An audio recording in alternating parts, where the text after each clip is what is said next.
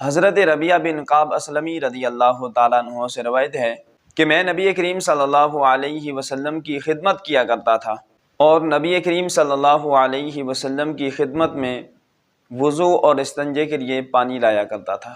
ایک دن حضور نبی کریم رؤوف الرحیم صلی اللہ علیہ وسلم کا دریائے رحمت جوش میں آ گیا، اور نبی کریم صلی اللہ علیہ وسلم نے مجھ سے فرمایا، اے ربیعہ مانگ، کیا مانگتا ہے؟ میں نے عرض کی، یا رسول اللہ صلی اللہ علیہ وسلم، جنت میں آپ صلی اللہ علیہ وسلم کی رفاقت کا سوال کرتا ہوں۔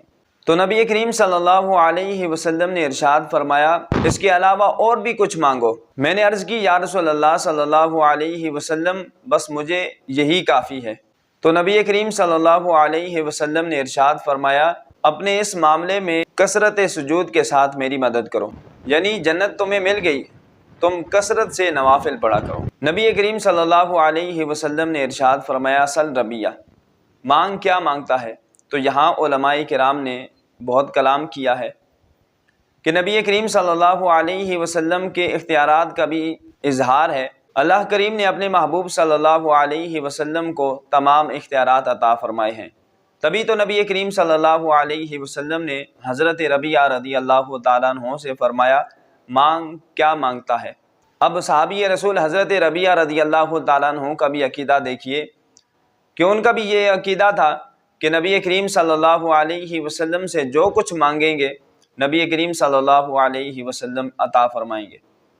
تبھی تو حضرت ربیعہ رضی اللہ تعالیٰ عنہ نے نبی کریم صلی اللہ علیہ وسلم سے جنت میں نبی کریم صلی اللہ علیہ وسلم کی رفاقت مانگی، نبی کریم صلی اللہ علیہ وسلم کا پڑوس مانگا۔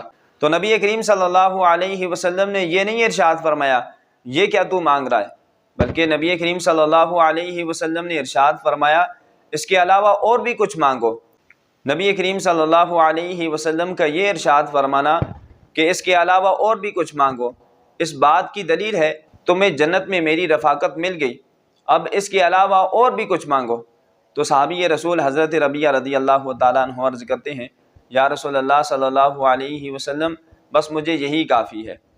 گویا کہ صحابی رسول حضرت ربیعہ رضی اللہ تعالیٰ عنہ نے جنت مانگ کر ایمان کی سلامتی بھی مانگ لی۔ ظاہر ہے جس کا ایمان سلامت رہے گا وہی جنت میں داخل ہوگا، تو نبی کریم صلی اللہ علیہ وسلم سے ایمان کی سلامتی بھی مانگ لی، جنت بھی مانگ لی، اور پھر جنت میں نبی کریم صلی اللہ علیہ وسلم کی رفاقت بھی مانگ لی۔